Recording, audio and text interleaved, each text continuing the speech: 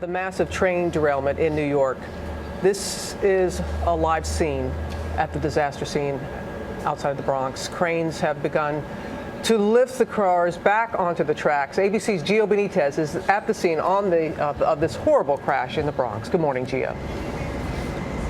Good morning to you, Robin. There you see it live. Those cranes hard at work right now, and so are investigators. In fact, ABC News has learned investigators will know today how fast this train was going and whether those brakes worked.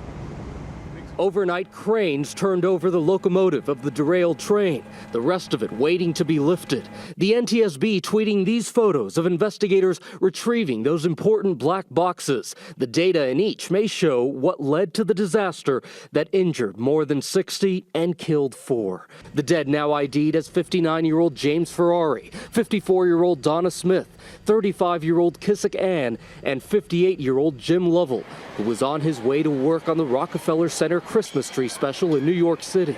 By the time I looked up, it was completely going off its track. I thought I'm gonna die, to be honest. This picture, obtained by ABC affiliate WVEC, reportedly shows passengers standing inside a flipped-over car.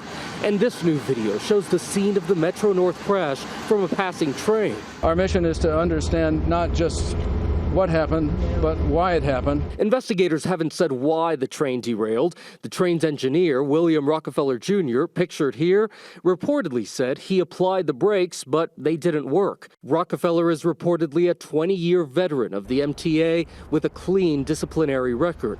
The train left Poughkeepsie for New York's Grand Central Terminal at 5:54 a.m. Sunday. Nearly an hour and a half later, at 7:20, as the train reached this curve, the massive derailment. Ryan Kelly survived the crash, fracturing his hand. And everyone around you, I mean, were they okay? Everyone in my car was all right, except for one woman who was pinned between two seats. This accident happened in nearly the same spot where a freight train derailed just months ago in July.